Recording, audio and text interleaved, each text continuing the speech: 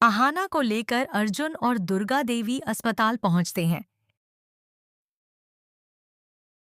क्योंकि अचानक उसे तेज दर्द शुरू हो जाता है और सब समझ जाते हैं कि अब वह मां बनने वाली है।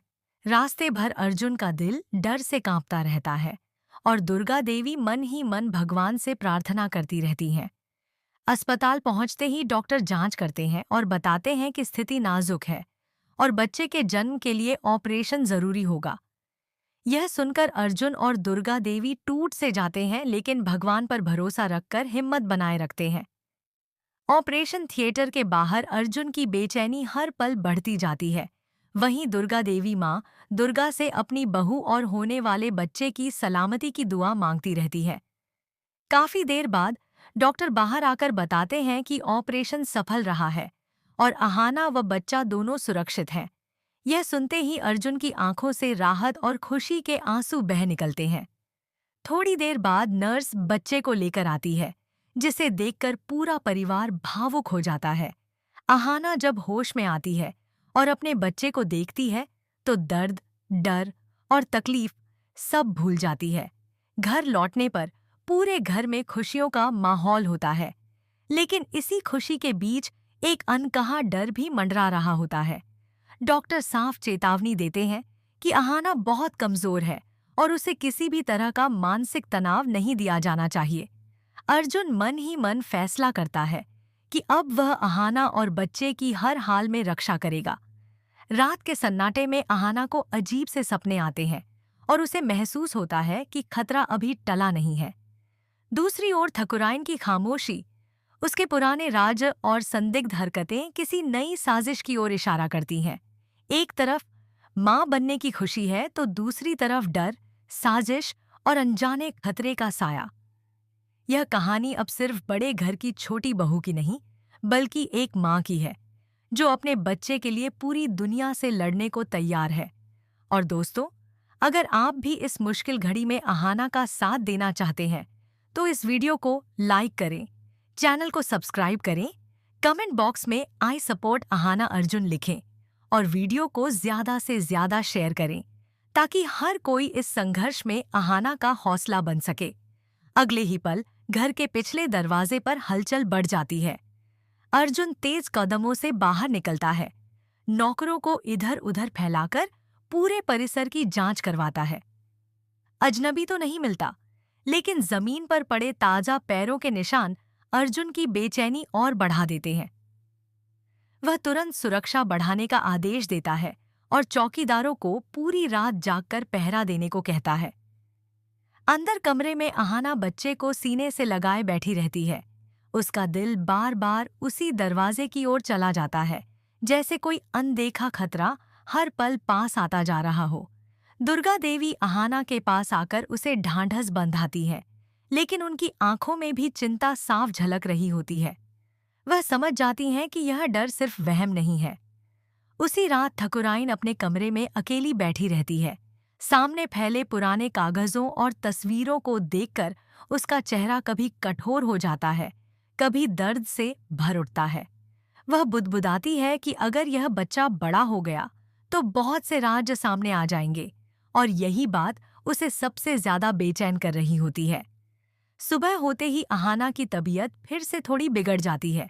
डॉक्टर बुलाए जाते हैं और वह साफ कहते हैं कि आहाना को अब किसी भी तरह की परेशानी या डर से दूर रखना होगा, वरना हालात गंभीर हो सकते हैं।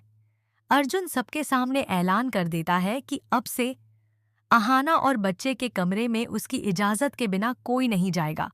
यह सुनकर घर के बाकी लोग सहमत हो जाते हैं, लेकिन ठकुराइन की चुप्पी और भी गहरी हो जाती है।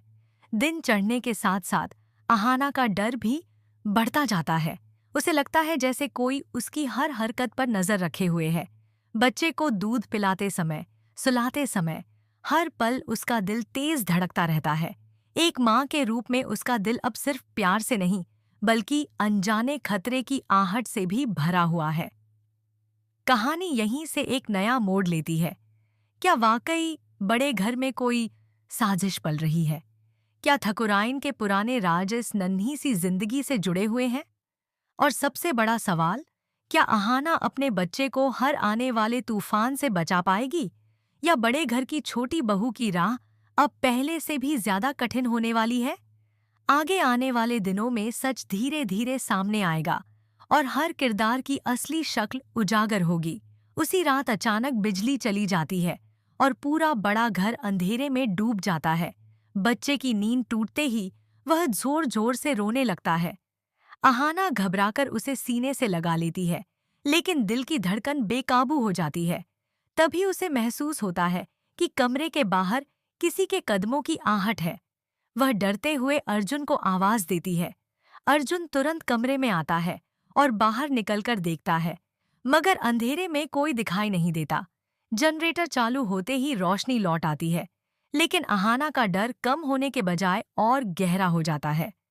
सुबह होते ही अर्जुन पुलिस में एक जान पहचान वाले अफसर को बुलाता है और पूरी बात बताता है।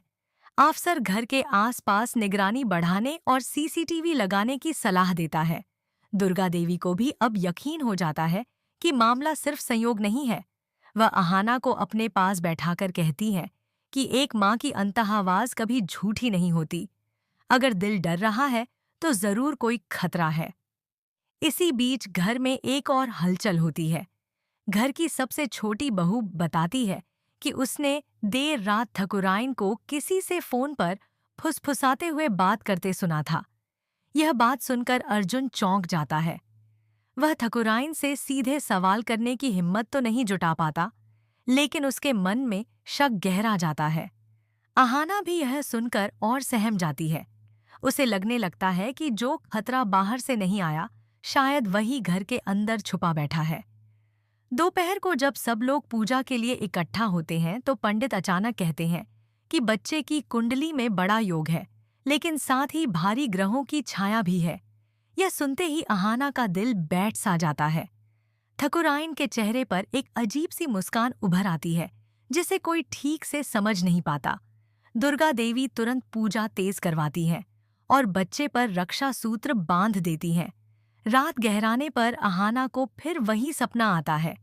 अंधेरा, सन्नाटा और वही चेतावनी भरी आवाज। वह हड़बड़ाकर जाग जाती है और देखती है कि बच्चे का पालना हल्के हल्के हिल रहा है, जबकि कमरे में कोई नहीं होता। उसका डर अब यकीन में बदलने लगता है कि कोई सच में इस बच्चे को नुकसान पहुंचाना चाहता है। अर्जुन उसे संभालते हुए वादा करता है कि वह किसी भी कीमत पर अपने परिवार को टूटने नहीं देगा। अब सवाल यह है कि यह साजिश कौन रच रहा है? क्या ठकुराइन का कोई पुराना राज इस बच्चे से जुड़ा है, या कोई बाहरी दुश्मन बड़े घर की खुशियों पर नजर लगाए बैठा है? आने वाले एपिसोड में सच सामने आएगा, जहां प्यार, डर और विश्वास की असली परीक्षा शुरू होने वाली है। अगली सुबह बड़े घर में एक अजीब सी खामोशी पसरी रहती है।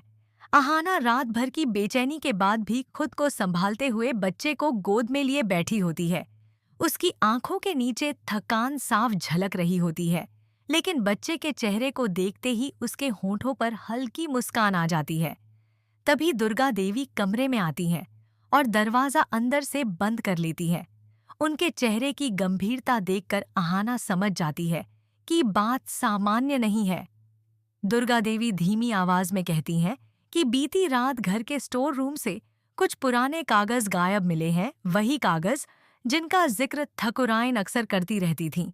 यह सुनते ही अहाना का दिल जोर से धड़क उठता है। उधर अर्जुन बाहर पुलिस अफसर से बात कर रहा होता है।